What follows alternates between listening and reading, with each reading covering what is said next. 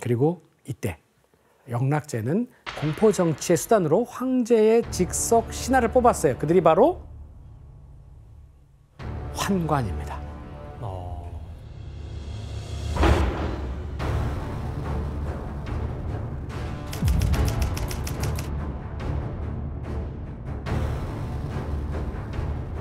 교수님, 근데 이 정확히 어떤 사람들을 환관에 선출하는 거예요?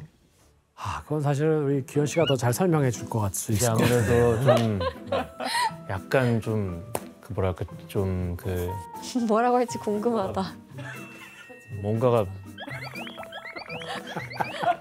상실하신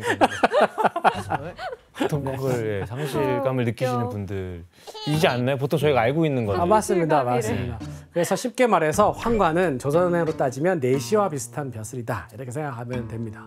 약간의 차이가 있다고 하는데 중국의 환관, 조선 내시의 차이점은 이 내시들은 고한을 거세하고 음경이 있었다고 한다면 환관은 둘 다 거세했다고. 근데 그걸 거세하는 이유는 뭐예요? 혹시 정확히? 아니 뭐 궁녀들이랑 놀아낼 수도 있잖아요. 그것 때문이에요? 일단 기본적으로는 일단 남성으로서의 역할을 사실은 상실하게 되는, 예전에 인간을 남성과 여성으로만 봤는데 남성도 아닌 여성도 아닌 그런 존재를 만드는 거죠. 살아갈 의욕을 잃는. 네, 그래서 사실은 두 사람을 연결시켜주는 고리를 만들어주라고 그런 존재가 필요했고 그런 면에서 형벌을 만드는 겁니다. 근데 뭐 환관을 뭐 어떻게 공포 정치 수단으로 활용한 거예요? 환관할 때 이미지가 별로 힘도 별로 없을 것 같지 않아요? 그쵸, 이게 아무래도 좀. 네. 아니, 근데 환관이 무서울 것 같긴 해요. 왜냐면 잃을 게 없거든. 저 의미가 있네. 예전에 제가 살던 곳이 조선시대 환관들 묻혀 있는 산 바로 옆에 제가 살았었거든요. 그래서 너가 이런 기운이 있어서 이런 거 내실 기운이 있다고? 잘 맞추는구나. 거기 있는 사람들 다 그 기운이 있어 그러면? 네, 사실 이게 영락제는 황제에 오른 순간부터 지금 어마어마하게 많은 신하들의 반대를 경험했지 않습니까? 그런데 반면에 환관은 어떻게 했어요? 자기의 말을 잘 들었겠죠. 들어주죠. 맞아요. 특히 이때 환관들로 만들어진 새로운 기구를 하나 만듭니다. 이게 엄청난 공포기관으로 성장 발전해요. 바로 동창이라고 하는 오늘날의 국가정보기관이자 비밀경찰 조직을 만듭니다.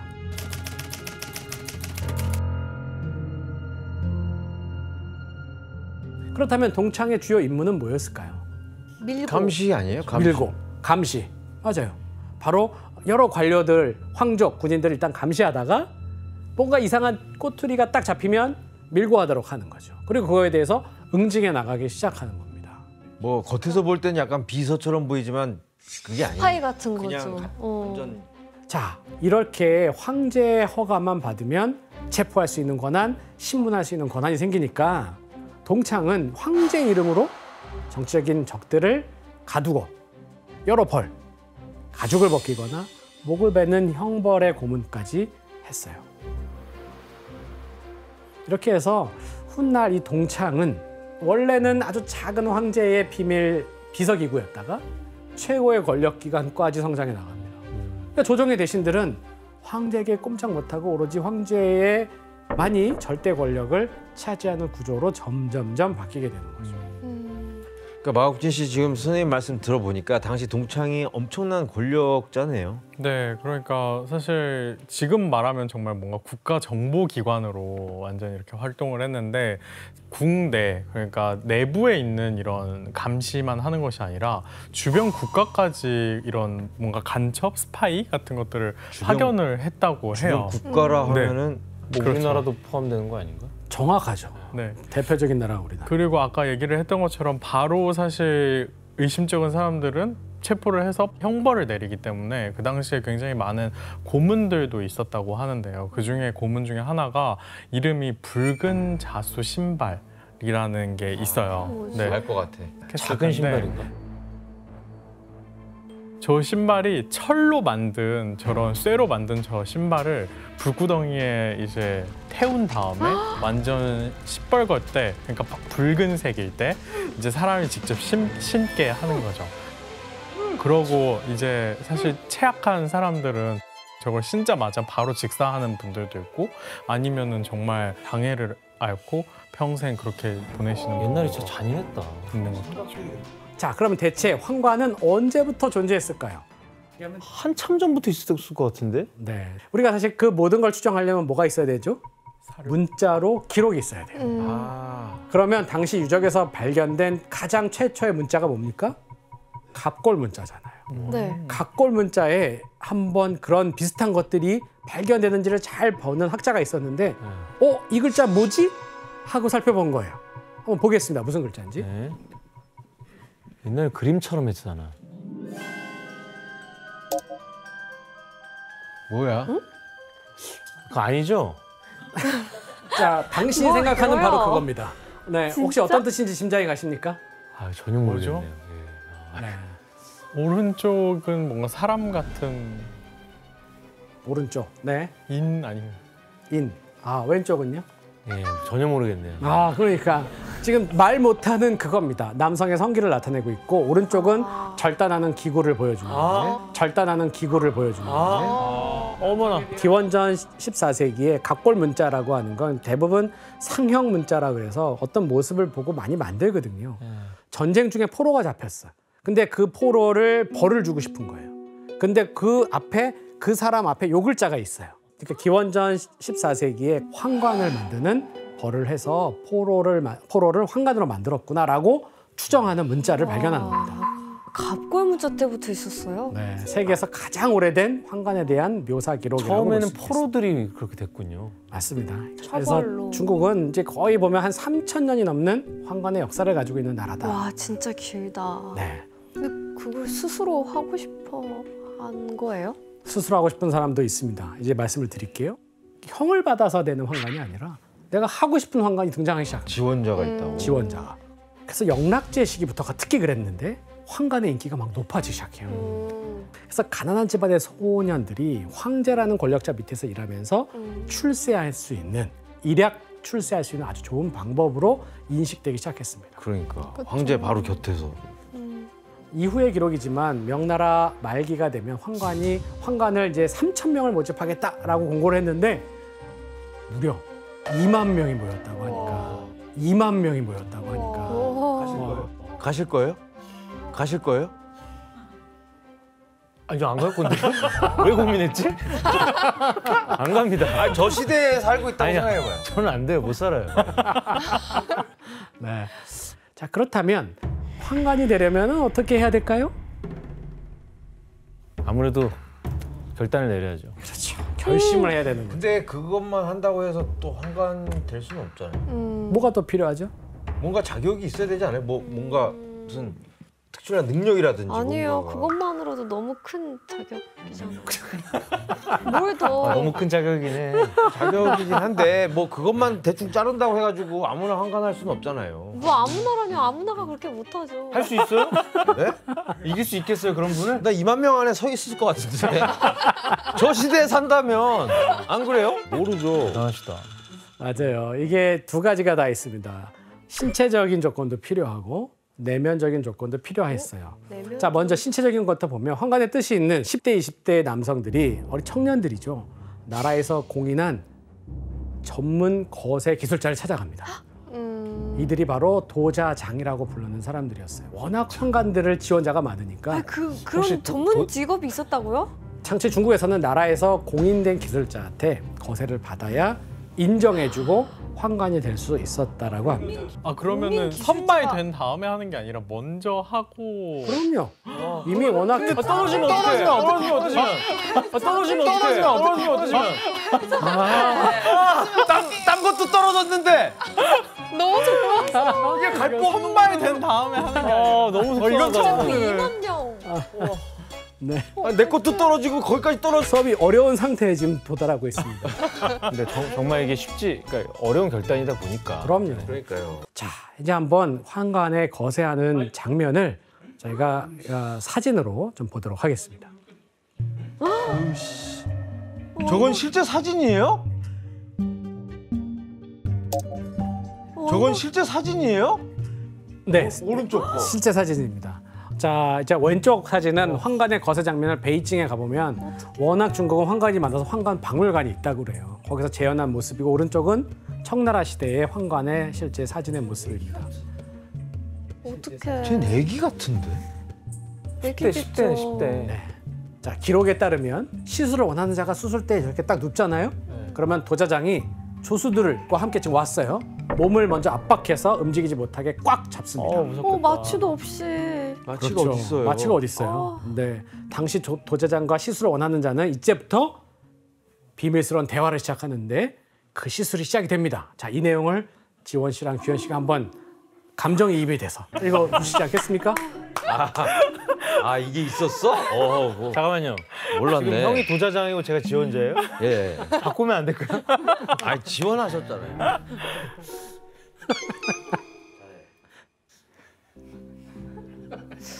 자네 후회하지 않는가?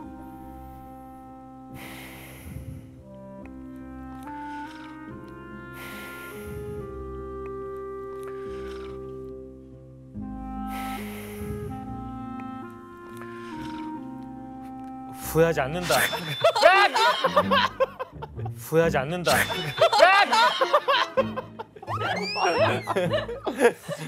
아, 너무 잘하시네요. 너무 리얼합니다. 아니, 왜냐면 후회하지 않습니다 하고 생각할 시간 주면 안 돼요. 맞아요. 말이 뱉었을 때 바로 해야 돼요. 바로 그거예요. 마음이 흔들리지 않도록.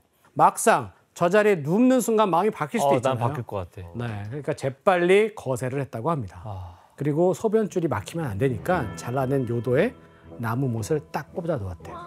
그런 다음에 종이에다가 찬물을 탁 적셔서 상처 부위를 덮어 놓으면 한 3일 정도 음식을 못 먹게 금식을 하게 하죠. 그 다음에 3일이 지나면 나무 못을 빼는 순간 오줌이 쏟아져 나오면 성공해서 축하를 받았다고 합니다. 이 고양이는 자녀의 복을 불러온다라고 하는 이제 일종의 그들 간의 이제 이념이 있었다 그래요.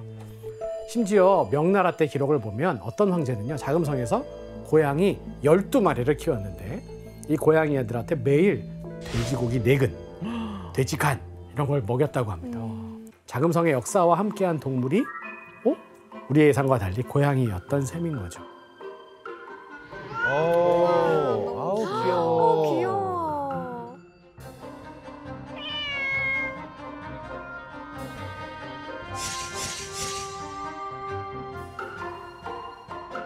교수님, 그러면 영락제는 뭐 이런 일도 맡겼지만 황관들에게 또 다른 맡겼던 일이 어떤 게 있죠? 이게 내부적인 은밀한 일만 했던 게 아니라 황관으로 하여금 외교적인 일을 맡깁니다. 외국으로 사절로 황관들을 보내요. 아주 파격적인 인사를 했던 거죠. 영락제가 굉장히 신임했던 황관이 있었는데 바로 정화라고 하는 황관이었습니다. 그냥 내시 같진 않아 보이죠? 네. 네, 장군 같은데. 맞습니다. 이 사람은 원래 중앙아시아의 이슬람교 집안 출신의 외국인 회족이었어요. 외국인이에요? 네, 여기 있는 것처럼 사실 굉장히 기골이 장대했던 사람이었는데 포로가 돼서 거세가 된 환관이 되었습니다.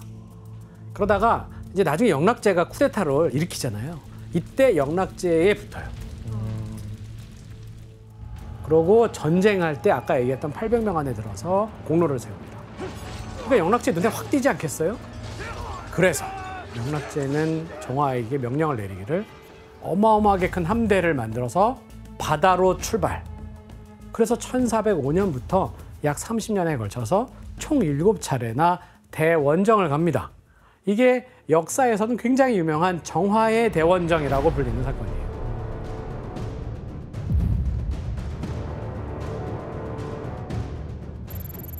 이 함대는 베트남, 말라카 해협을 지나서 다시 인도의 캘리컷, 거기서 아라비아 반도를 거쳐서 아덴만, 아덴까지. 그 다음에 모가디슈. 모가디슈. 자, 이런 모든 일들을 이때 시키게 만드는 거죠. 이거 뭐 아프리카까지 간 거예요? 맞습니다. 한참 먼저 시작했네요. 그러니까요, 아프리카까지.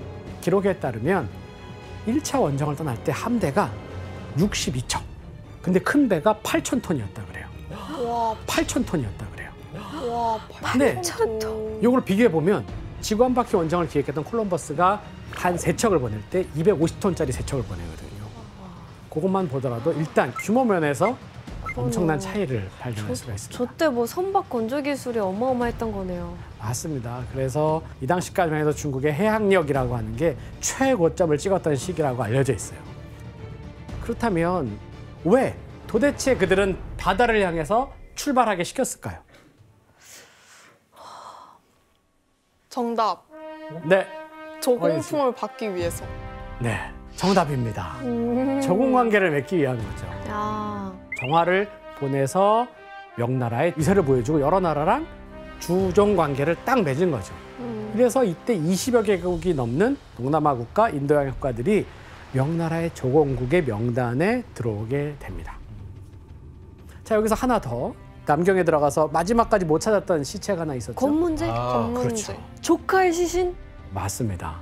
건문제가 머리를 깎고 이 승려로 변장해서 인도로 도망갔다는 소문이 있었는데 만약 그가 살아서 돌아오면 영락제 입장에서는 아주 큰 화근이 될 수 있었기 때문이죠. 교수님, 그러면 저렇게 원정을 떠날 정도면 아시아 내에서 그 영락제의 권위가 얼마나 대단했던 거예요? 사실 그 당시에 보면 넘버원이라고 볼 수가 있어요. 티베트까지 환관의 사절단을 보내서 조공을 요구해 성공합니다.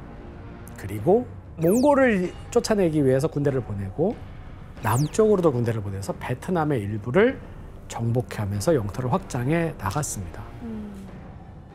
이렇게 많은 나라들이 영락제라고 하는 그 황제, 큰 세력 앞에 머리를 오히려 빨리 숙이고 조공품을 바치는 것이 자신들의 이득을 확보할 수 있는 길이 아닐까라고 해서 들어가기 시작하는 것이죠. 그림으로 한번 확인을 해보겠습니다. 정답을.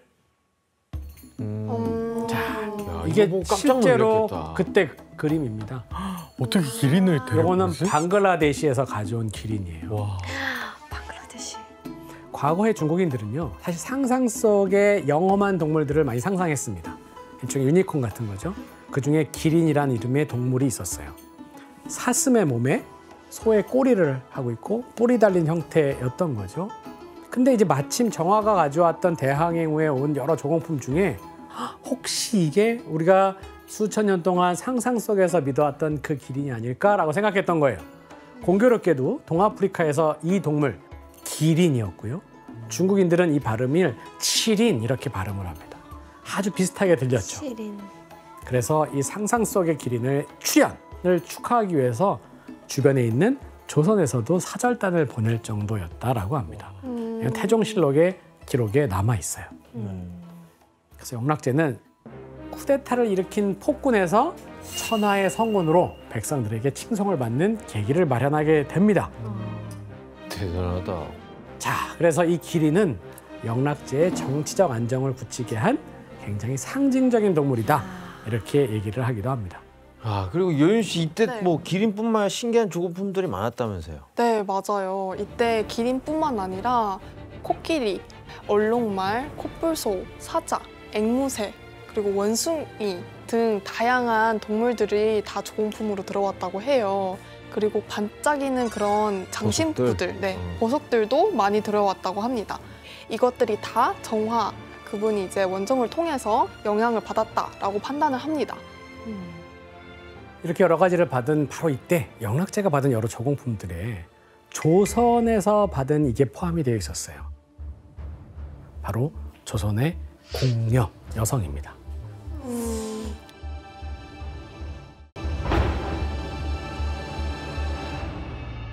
원나라 때부터 이어져 왔던 고려의 공녀 제도가 있었거든요. 이게 조선시대에 이르러서도 계속 악명 높게 이어집니다. 특별히 조선의 3대 왕인 태종 이방원 때는 영락제가 요청을 해서 가장 많은 공녀를 보냈던 시기라고 알려져 있어요. 기록에 따르면 영락제는 고려 출신의 환관을 조선으로 파견하면서 이런 명령을 내렸다고 합니다. 국왕에게 아름다운 여자가 있거든 여러 명을 선발해서 데리고 오라. 이때 천민과 노예를 제외한 일반 13세에서 25세 이하의 양가의 처녀들이 선발 대상이었다고 해요. 각지에서 모인 조선 처녀들이 모입니다. 어디로 모입니까? 경복궁에 모이는 거죠. 그러고 뭘 하냐면 영락제, 명나라가 보낸 영락제가 보낸 환관사신에게 심사를 받는 거예요. 하지만 이때 원하는 여성들이 있었겠어요? 내가 명나라로 가겠다? 없는 거죠. 이렇게 안 가려고 했지만 그럼에도 불구하고 영락제의 조선 처녀 요구는 계속되었다고 합니다. 자, 그리고 이때 조선의 공녀 중에 영락제의 총애를 받아서 착착 올라가서 비빈까지 오른 인물이 있었습니다. 바로 권현비라고 하는 여인입니다. 그녀는 조선의 공녀 가운데 첫 번째로 선발되어서 중국의 황관을 따라 북경으로 들어간 여인이었는데 당연히 아주 미인이었겠고 성품도 훌륭했다고 알려져 있어요. 자, 그녀에 대한 기록이 좀 남아있는데 규현 씨가 좀 읽어주시겠습니까? 황제께서 권현비의 피부색이 하얗고 온순한 것을 보고 그 재주를 물었다. 권현비가 가지고 있던 옥퉁소를 불자 크게 기뻐하며 권현비를 여러 여인들의 위로 뽑았고 한 달이 지나 후궁에 책봉하였다. 현비 권씨의 아름다움과 퉁소를 잘 부는 것을 총애하자 궁중에서 앞다투어 모방하였다. 영락제는 그녀를 굉장히 총애했잖아요. 그래서 현비로 책봉이 되어서 이름이 권씨니까 권현비 이렇게 불렸던 거예요. 그러니까 서열로 따지면 현비는 황후 아래의 정일품에 딱 해당하는 여성들 가운데서는 서열 2위, 넘버 2였던 거죠. 심지어는 이제 황후가 죽었어요. 하지만 영락제는 황후가 죽은 다음에 새로운 황후를 들이지 않았거든요. 그러니까 황후가 궁궐에 사는 일은 다 누구한테 가냐면 권현비에게 넘어갔던 거죠. 와, 그러면 조선에서 온 사람이 거의 넘버 원 지위까지 올라간 거네요. 맞아요. 그래서 당시 조선 출신 여인이 당시에 의식주와 관련된 모든 거를 그녀에게 맡겼기 때문에 영락제가 자금성에 거의 안중이 된 거나 다름이 없다. 이렇게 평가가 가능합니다. 진짜 좋아했나 보네. 네. 그런데 영락제는 북쪽의 몽골을 정벌하기 위해 막 대평창을 벌치는 과중에도 권현비를 데려갔다가 문제는 돌아오는 와중에 권현비가 정벌에서 병을 얻어서 갑자기 죽게 됩니다. 죽으면서 권현비가 토해낸 한마디가 그냥 역사서에는 다시는 폐하를 모실 수 없게 되었구나라는 거였어요. 그때 권현비가 숨을 거두게 되자 슬픔을 가누지 못해서 말을 할 때마다 거의 눈물을 막 머금고 탄식을 했다, 말을 제대로 못했다 이런 말이 있었다고 합니다. 그런데 권현비가 죽었잖아요. 병으로 죽었어요. 4년 뒤에 자금성에 갑자기 예상치 않은 피바람이 붑니다. 왜죠? 바로 권현비의 죽음이 병사가 아니라 독살 사건으로 드러났기 때문이에요. 독살이라고? 사건의 전말은 이렇습니다. 명나라 상인의 딸 가운데 여씨라는 후궁이 들어왔어요. 그래서 그 후궁이 뭐라고 밝혀내냐면 권현비가 자연사를 한 게 아니라 권현비를 죽인 사람이 있는데 누구냐? 조선에서 온 여미인이라는 후궁이다 라고 하는 거를 폭로를 해버린 거예요. 조선의 여미인이 영락제의 총애를 받던 권현비를 시기해서 조선 출신 내관, 환관을 통해서 권현비가 마시는 차에다가 약을 딱 넣어서 독살했다라고 이런 주장을 한 거죠. 같은 조선 사람이 죽였다는 거네요? 그렇죠. 그래서 이때 영락제는 격분했겠죠. 그래서 조선의 여미인을 불에 담근 쇠로 몸을 지지는 형벌, 그리고 살에다가 포를 뜨는 것 같은 능지처참을 시켜서 처참하게 체화시킵니다. 그럼에도 막 분이 풀리지 않았던 영락제는 이 여미인과 관련된 조선의 궁녀 황관 100여 명을 모두 죽여버려라 라고 하는 잔인함을 보여주게 됩니다. 한강까지도요? 맞습니다. 자, 그런데 이렇게 끝날 것 같은 사건이 10년 후에 더 큰 피바람을 몰러오게 됩니다. 영락제가 궁녀와 황관 약 3,000명을 처형시키는 일이 벌어졌기 때문에. 3,000명이요? 자, 당시 이 자금성에는 명나라 상인, 아까 얘기했던 누가 있다 그랬죠? 무슨 씨? 여씨. 여씨가 있어요. 근데 비슷한 성을 가지고 있는 궁녀 어씨가 있었어요. 이 둘이 동성연애를 하다가 발각이 되고 심지어 환관과 간통을 한 사실이 알려진 거예요. 이게 영락제의 귀에 들어갔겠죠. 그래서 이 두 여인을 근데 너무 아꼈기 때문에 영락제가 좀 모르고 넘어가 주려고 했다고 해요. 그런데 이 두 여인이 혼자 지레 겁을 먹은 거예요. 그래서 스스로 목을 메고 죽습니다. 영락제 입장에서 볼 때는 이건 뭐지? 내가 눈을 감고 넘어가 주려고 했는데 죽어버리자 분노하기 시작합니다. 그래서 영락제는 이거 사건에 뭔가 배후에 뭐가 있어 라고 생각하고 명나라 여씨의 측근들인 여종들을 불러다가 고문을 하기 시작하죠. 그러니까 그때 여종들의 입에서 뜻밖의 진실이 드러납니다. 당시 명나라 여씨가 이 조선의 여미인이 권현비를 독살했다고 증언했는데 이게 거짓이었다는 거죠. 뭐 여씨가 여미인을 모함한 거였던 거예요? 맞아요. 사실 확인도 안 하고 그렇게 죽이냐. 와. 그래서 자금성에는 이 엄청난 혼란스러운 상황이 벌어진 거예요. 그렇다면 이런 내용을 듣게 된 영락제는 어떻게 했을까요? 다 죽여라. 맞습니다. 명나라 여씨의 시녀들을 혹독하게 고문하고 그 입에서 나오는 모든 사람들, 관련된 자들을 하나하나씩 잡아다가 죽이기 시작합니다. 시녀들은 혹독하게 막 고문이 나오니까 아무 사람이나 그냥 막 불기 시작했고 억지 자백을 통해서 받아낸 모든 사람들을 숙청시킨 사람이 자그마치 2,800명이 이때 죽어나갔던 거죠.